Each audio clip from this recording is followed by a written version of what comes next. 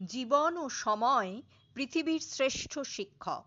জীবন শেখায় সময়কে ভালোভাবে ব্যবহার করতে, আর সময় শেখায় জীবনের মূল্য দিতে।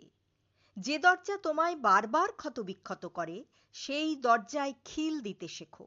হোক বাইরের দৃশ্য খুব সুন্দর, কিংবা হোক বাইরের মানুষগুলো একেবারে মনের মতো পরিপাটি কিংবা কাছের, তাতে কি?